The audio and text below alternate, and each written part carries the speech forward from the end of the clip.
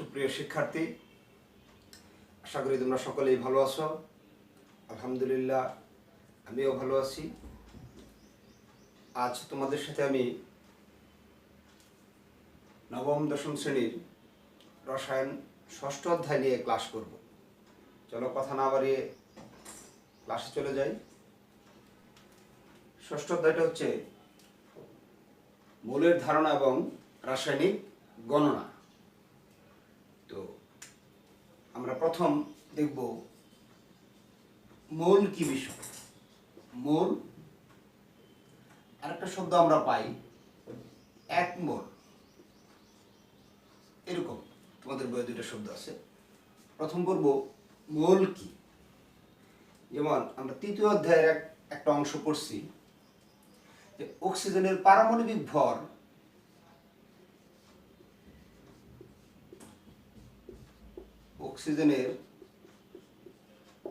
পারমাণবিক ভর বা আপেক্ষিক পারমাণবিক ভর হচ্ছে 16।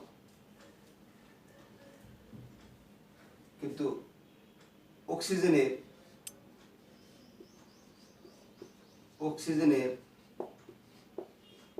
আণবিক ভর তখন আমরা বলছি এই 16কে 2 দ্বারা গুণ দিয়ে বলছি 32।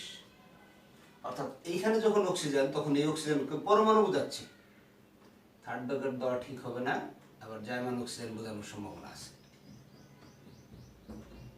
আর এইখানে যে অক্সিজেন, এটা হচ্ছে O2 বোঝাচ্ছে। এখন এই যে অক্সিজেনের পারমাণবিক ভর 16, এখন এই 16কে যদি আমি গ্রামে প্রকাশ করি তাহলে হবে 16 গ্রাম। আর অক্সিজেনের 32 আণবিক ভর 32কে যদি আমি গ্রামে প্রকাশ করি সেটা হবে 32 গ্রাম।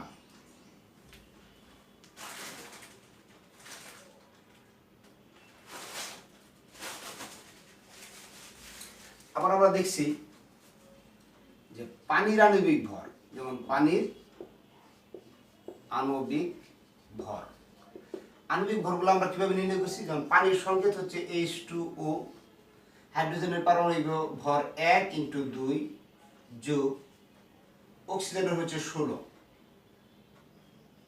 তাহলে এই হচ্ছে 18।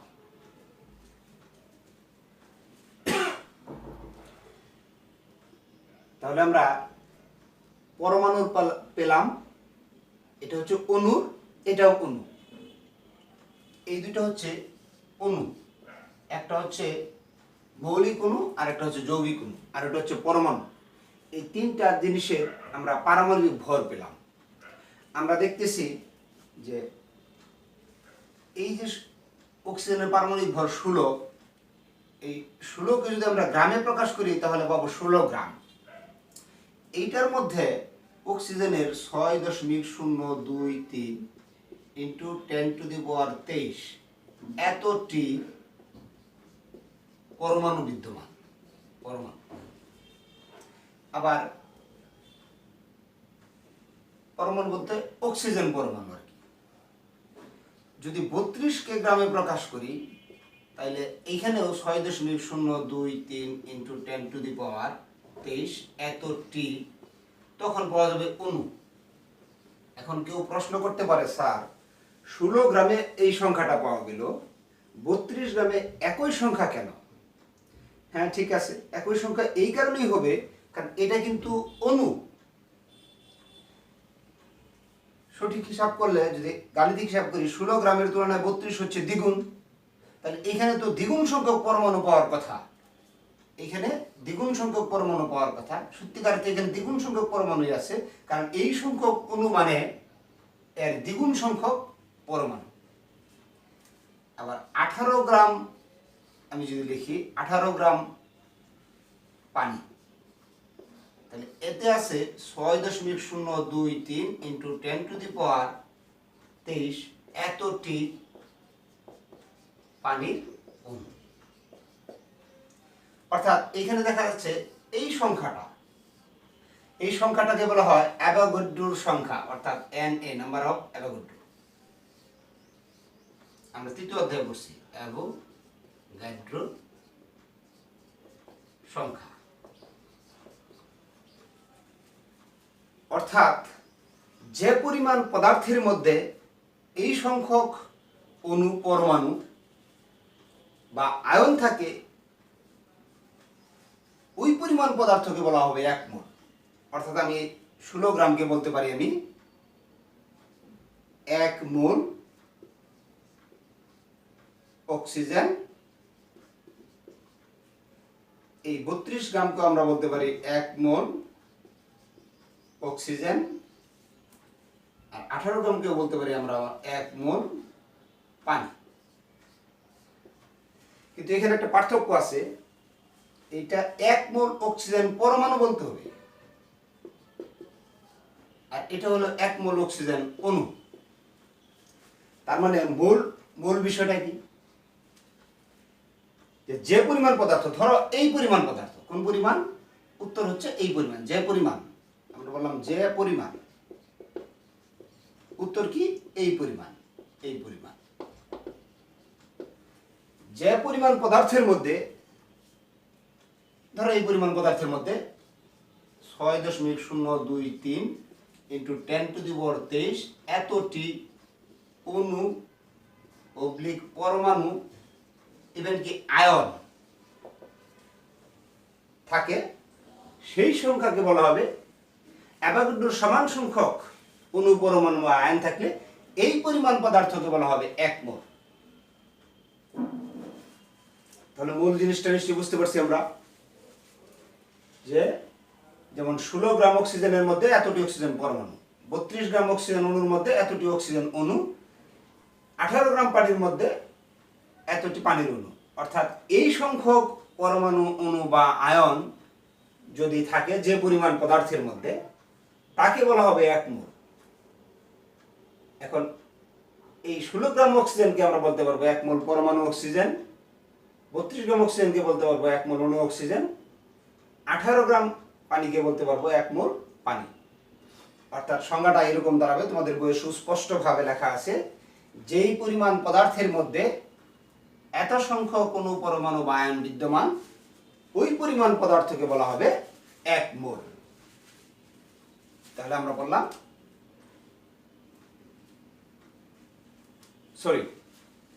যে পরিমাণ পদার্থের মধ্যে এত সংখ্যক অণু পরমাণু বা আয়ন থাকে ওই পরিমাণ পদার্থকে বলা হবে মোল। 1 মোল জিনিসটা একটু ভিন্ন। দেখো তাহলে 1 মোলটা কি? 1 মোল হবে এই অক্সিজেনের যে 16 গ্রামকে, পারমাণবিক ভরকে আমি গ্রামে প্রকাশ করলাম, আর আণবিক ভরকে আমি গ্রামে প্রকাশ করলাম, পানির আণবিক ভরকে আমি গ্রামে প্রকাশ করলাম। অর্থাৎ পরমাণুর ক্ষেত্রে পারমাণবিক ভর, অণুর ক্ষেত্রে আণবিক ভরকে গ্রামে প্রকাশ করলে যে পরিমাণ পাওয়া যায় সেই পরিমাণকে বলা হবে 1 মোল।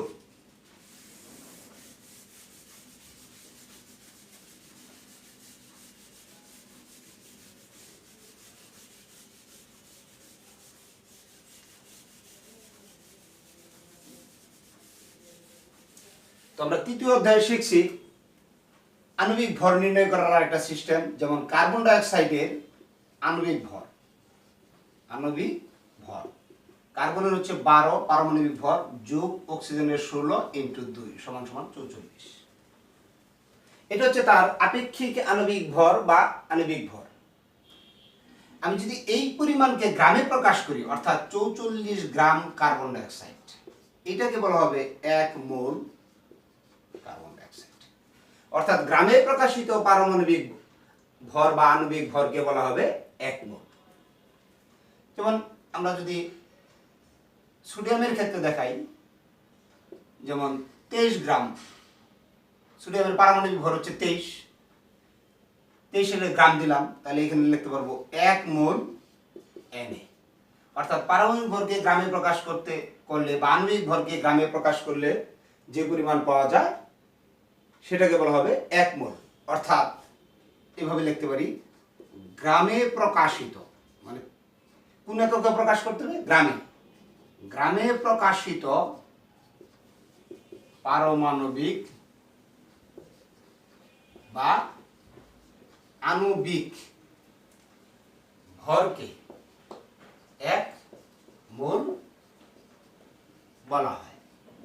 অর্থাৎ যখনই আসবে 1 মোল তখন বক্তব্যটা এরকম আসবে, গ্রামে প্রকাশিত। অর্থাৎ পারমাণবিক ভর বা আণবিক ভরকে আমরা গ্রামে প্রকাশ করে ফেলব। গ্রামে প্রকাশিত পারমাণবিক ভর বা আণবিক ভরকে আমরা বলবো 1 মোল। আর যদি বলে মোল কাকে বলে, যে পরিমাণ পদার্থের মধ্যে এই সংখ্যক অণু, পরমাণু বা আয়ন থাকবে ওই পরিমাণ পদার্থকে বলা হবে মোল। অর্থাৎ এটাই হচ্ছে 1 মোলের সংজ্ঞা যখন আসবে, 1 মোল কাকে বলে তখন হবে এটা। গ্রামে প্রকাশিত পারমাণবিক ভর বা আণবিক ভরকে বলা হবে 1 মোল। আবার যদি শুধু মোল কাকে বলে, মোল কাকে বলে আসলো, মোল হচ্ছে যে পরিমাণ পদার্থে অ্যাভোগাড্রো সমান সংখ্যক 6.023 × 10⁻23 এতটি পরমাণু, অণু বা আয়ন। এটা তোমাদের বইয়ে লেখা আছে, তুমি সংক্ষেপে লিখবা। অর্থাৎ যে পরিমাণ পদার্থে এত সংখ্যক অণু, পরমাণু বা আয়ন থাকে তাকে বলা হবে মোল। আর 1 মোল আসলে গ্রামে প্রকাশিত পারমাণবিক ভর বা আণবিক ভরকে বলা হবে 1 মোল। তো আমরা আপেক্ষিক আণবিক ভর বা আণবিক ভর বের করার পরে এটা যদি লিখি এরকম যে কার্বন ডাই অক্সাইড এর আণবিক ভরের পরিবর্তে যদি আমি গ্রাম যোগ করে দিলাম, গ্রাম আণবিক ভর, তাহলে নিশ্চয়ই 44 এর সাথেও গ্রাম হবে, যেহেতু এখানে গ্রাম যোগ করছে এখানেও গ্রাম হবে। তারপরে বলতে পারি 1 মোল কার্বন ডাই অক্সাইড, এটাই হবে 44 গ্রাম। তাহলে সরাসরি লিখতে পারি আমরা, যখন এই 3 লাইনের পরিবর্তে যখন আমরা 1 মোল কার্বন ডাই অক্সাইড লিখবো তখন সরাসরি লিখবো 1 মোল কার্বন ডাই অক্সাইড সমান সমান এই 12 + 16 × 2 সরাসরি গ্রাম দেব 44 গ্রাম। কিন্তু আমরা যখন আপেক্ষিক আণবিক ভর বা আণবিক ভর বলবো কার্বন ডাই অক্সাইডের, তখন কিন্তু এখানে একক ব্যবহার করা যাবে না, কারণ আমরা এই 3য় অধ্যায়ে শিখছি আপেক্ষিক পারমাণবিক ভর বা আণবিক ভরের কোনো একক নেই। এটাকে আমি আগে আণবিক ভর নির্ণয় করলাম, তারপরে যে গ্রাম প্রকাশ করলাম, গ্রামে প্রকাশ করলাম, এখানেও গ্রাম এখানেও গ্রাম দিলাম যেহেতু মাঝখানে সমান চিহ্ন, এবং এইটাকে এই পরিমাণকে বলা হবে 1 মোল। এখন 1 মোল কার্বন ডাই অক্সাইড যদি এই 3 লাইনের পরিবর্তে সরাসরি লিখি তাহলে এইভাবে লিখব। অর্থাৎ আমরা দেখলাম 1 মোল পরমাণুতে বা অণুতে অ্যাভোগাড্রো সমান সংখ্যক অণু, পরমাণু বা আয়ন থাকে, এবং এটা যদি গ্যাসীয় অবস্থা হয়,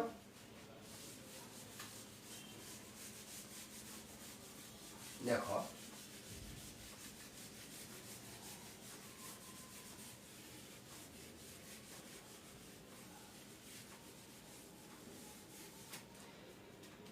°C তাপমাত্রা এবং 1 অ্যাটমসফিয়ার চাপে, অর্থাৎ প্রমাণ তাপমাত্রা ও চাপে 1 মোল গ্যাসের আয়তন হবে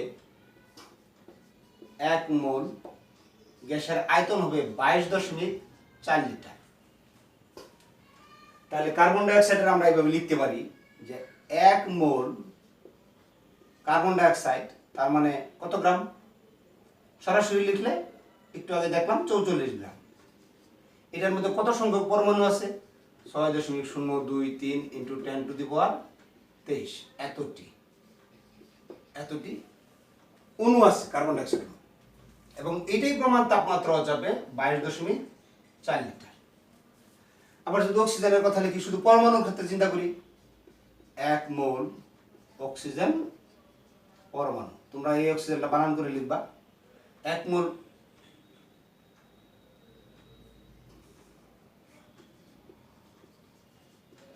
অক্সিজেন পরমাণু সমান কি লিখবো, 16 গ্রাম। এটাতে কতটি পরমাণু আছে, 6.023 × 10⁻23 এতটি, এবং এটার 22.4 লিটার গ্যাসীয় অবস্থা। 1 মোল অক্সিজেন পরমাণু সমান 22.4 লিটার। এখন এইখান থেকে ছোট ছোট অঙ্ক আসে 3 নম্বরের জন্য, অনেক সময় অবজেক্টিভ আসে, তো নির্ণয় করা যাবে। যেমন তোমাকে যে কোনো ধরনের প্রশ্ন করতে পারে। আমরা ঐকিক নিয়মে অঙ্ক করার সময় ছোট সময় পড়ছি যে জিনিসটা নির্ণয় করা হয় ওই জিনিসটা প্রথম লাইনের ডান পাশে থাকে। তোমাকে যদি প্রশ্ন করা হয় যেমন 1.6 গ্রাম অক্সিজেনে কতটি পরমাণু বিদ্যমান, তাহলে তো আমরা জানি যে 16 গ্রাম এ এতটি পরমাণু আছে, তাহলে এই দুইটা নিব। তখন সাজাবো কিভাবে? যেহেতু বলছে কতটি পরমাণু, পরমাণুর সংখ্যা, তাহলে এই সংখ্যাটা ডান পাশে থাকবে। অর্থাৎ 16 গ্রাম অক্সিজেনে বিদ্যমান 6.023 × 10⁻23টি। অতএব 1 গ্রাম আর লিখলাম না, যেহেতু তোমরা 9 পারো। 1.6 গ্রাম অক্সিজেনে বিদ্যমান 6.023 × 10⁻23 × 1.6 / 16, এতটি রেজাল্ট হবে। এটা 10 দিয়ে ভাগ করলে 6.023 × 10⁻22টি। তাহলে এত গ্রামে কতটি পরমাণু পাওয়া গেল? আমরা ইচ্ছা করলে প্রশ্নটা উল্টেও আসতে পারতো, এরকম 1.6 গ্রামে কতটি পরমাণু বিদ্যমান, এরকমও তো হইতে পারতো যে 6.023 × 10⁻24 এতটি অক্সিজেন পরমাণুর ভর কত। তখন আমরা এই দুইটাই নিব। কিন্তু এখানে যেহেতু বলছে পরমাণুর ভর কত, তাহলে পরমাণুর ভর নির্ণয় করতে হবে। তখন এইটা থাকবে ডান পাশে, এটা থাকবে বাম পাশে। অর্থাৎ 6.023 × 10⁻23 এতটি পরমাণুর ভর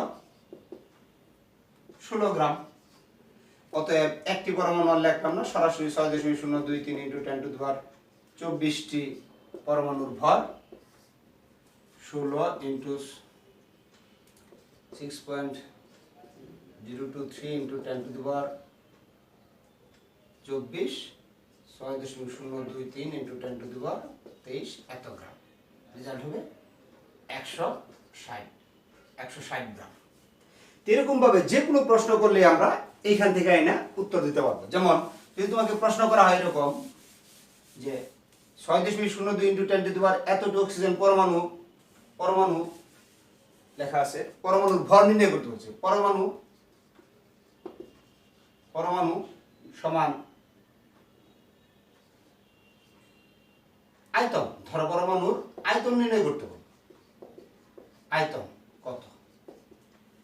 তাহলে আয়তন আমরা জানি, এখন নিব সংখ্যার সাথে নিব এই যে 22.4 লিটার, তখন এটা পাবো। তার মানে আমরা জানি তখন শুধু লিখে নিব 1 মোল অক্সিজেন পরমাণু সমান কত? 6.023 × 10⁻23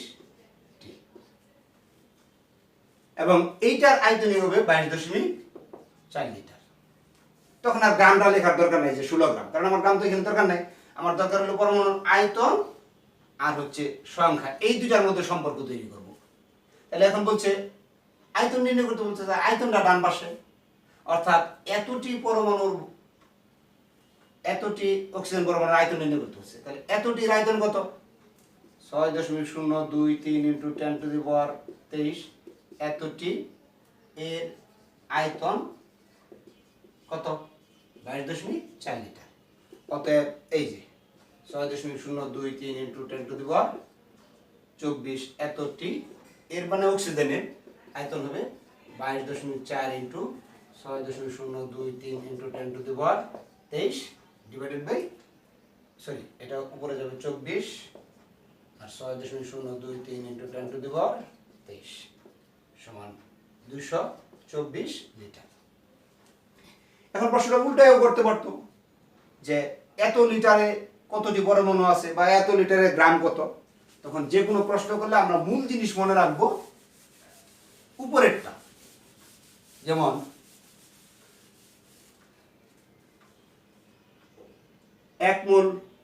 1 মোল সমান কত গ্রাম এবং সংখ্যায় কতটি এবং আয়তন কত। সেক্ষেত্রে আমরা যে কোনোটা নির্ণয় করতে বলবো তখন ওই দুইটার মধ্যে সম্পর্ক স্থাপন করব। যেমন যদি তোমাকে বলা হয় 4.4 গ্রাম কার্বন ডাইঅক্সাইড সমান কত লিটার আয়তন, বা আয়তন কত, তা উল্টাই দিল প্রশ্নটা। যেমন 1.12112 এত লিটার কার্বন ডাইঅক্সাইড এর ভর কত? তাহলে আমরা দেখলাম আয়তনের সাথে সম্পর্ক হবে ভরের। তাহলে এই হচ্ছে আয়তন আর এই হচ্ছে ভর। তাহলে প্রথমে লিখে নিব 1 মোল কার্বন ডাইঅক্সাইড সমান এত টি সমান এত লিটার। তাহলে এখন ভর যেহেতু নির্ণয় করতে হবে, তাহলে 44 গ্রাম চলে যাবে ডানে। তাহলে 22.4 লিটার কার্বন ডাইঅক্সাইড সমান 44 গ্রাম। অতএব 1.12 লিটার কার্বন ডাইঅক্সাইড সমান 44 ইন্টু 1.12 22.4 এত গ্রাম। আনসার যা আসে ক্যালকুলেটর দিয়ে আমরা করলে যা আসবে, দশমিকের পরে এখানে এটা দিয়ে ভাগ করলে সম্ভবত 200 দিয়ে এটা ভাগ করলে যা আসে আনসার, এখানে আনসার যা আসে তাই।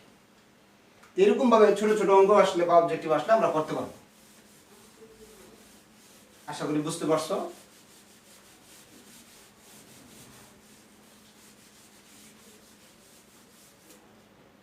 তোমাদের সবাইকে, যারা যারা ক্লাস দেখতেছো সবাইকে ধন্যবাদ।